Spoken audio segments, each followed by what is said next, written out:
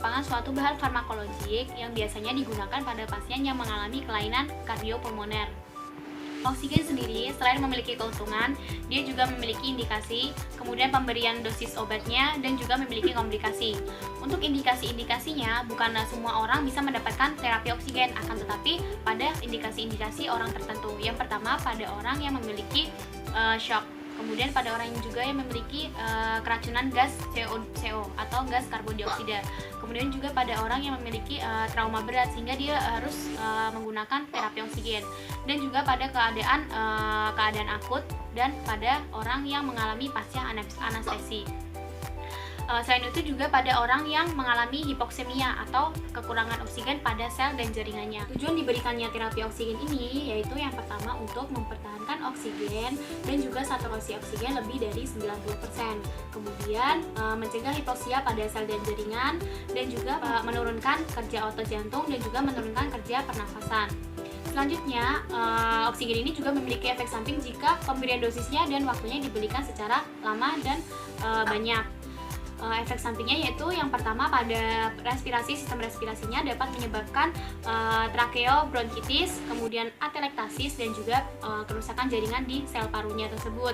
Kemudian pada mata bisa menyebabkan miokardnya menjadi rusak dan juga pada retinanya juga bisa rusak. Dan juga pada renalnya bisa terjadi kerusakan pada sel tubularnya. Selanjutnya kita langsung menuju pada langkah pemberian terapi oksigen.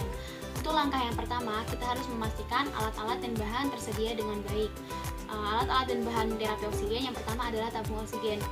Nah, untuk tabung oksigen bisa dilihat di slide, ada tanda knop biru. Nah, knop biru tersebut harus diputar berlawanan dengan arah jarum jam agar oksigen yang berada di tabung oksigen itu bisa terbuka. Nah, ketika kita mengecek apakah tabung oksigen tersebut ada isinya atau tidak, jangan dicek melalui berat dari tabung oksigen, akan tetapi diceklah melalui dengan jarum yang ada di samping knop tabung oksigen. Nah, nanti ketika isi dari tabung tersebut kosong, nanti jarum tersebut akan menunjukkan pada angka 0. Sebaliknya, apabila jarum tersebut di angka 0, melainkan sebagai contohnya di angka 25, maka maka isi dari tabung tersebut masih ada.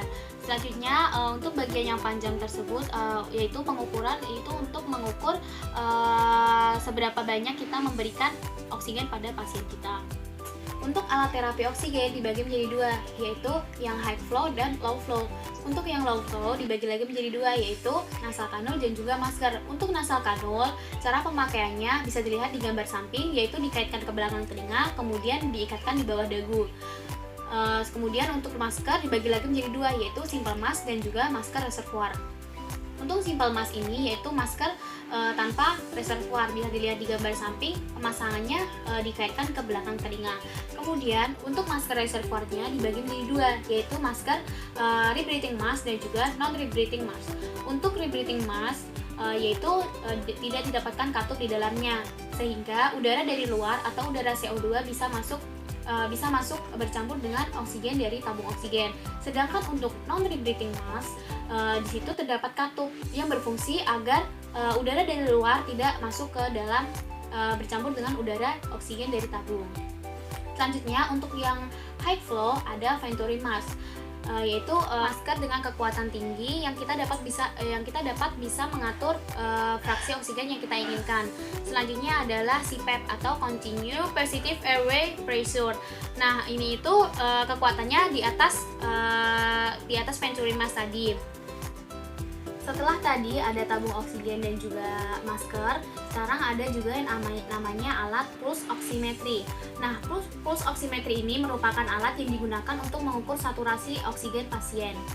Kemudian setelah kita memastikan adanya alat-alat dan bahan tadi, kita harus memastikan kondisi alat dan bahan tersebut dalam kondisi baik. Tidak terdapat kebocoran, kemudian tabung oksigen juga terisi dengan baik. Selanjutnya, kita melakukan penilaian awal keadaan pada pasien. Yang pertama, ketika pasien masuk ke dalam ruangan kita melihat apakah pasien tersebut mengalami sakit ringan, berat, ataupun sedang. Selanjutnya kita melihat pada pasien apakah di saluran nafasnya terdapat sumbatan. Apabila terdapat sumbatan, sesegera mungkin kita bersihkan.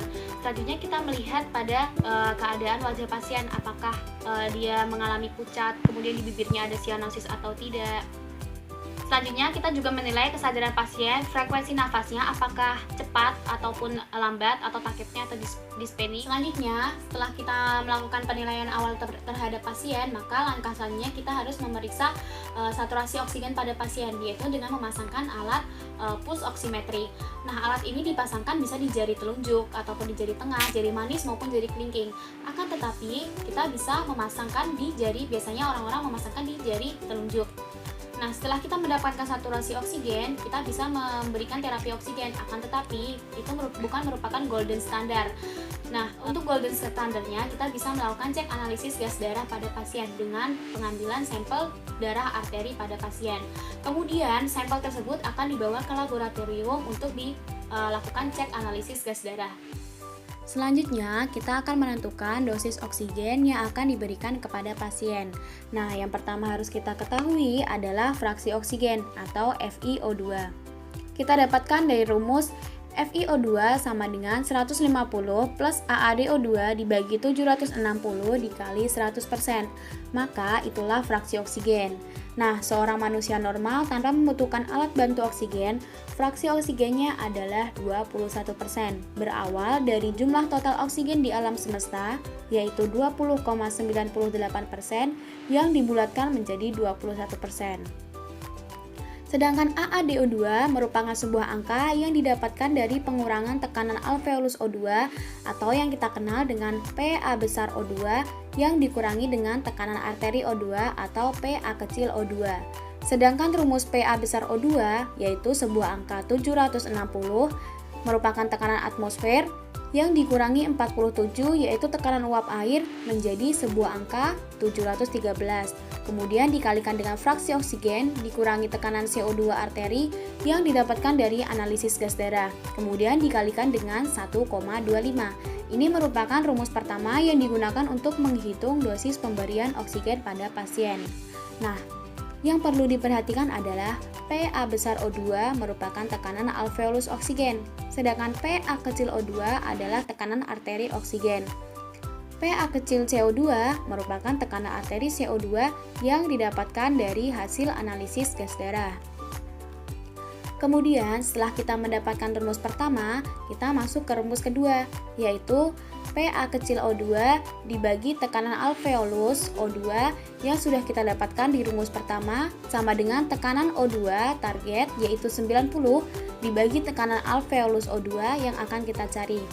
Maka rumus ini akan disederhanakan menjadi PA besar O2 new sama dengan PA besar O2 dikali PA kecil O2 target yaitu 90 dibagi PA kecil O2 yang kita dapatkan dari analisis gas darah.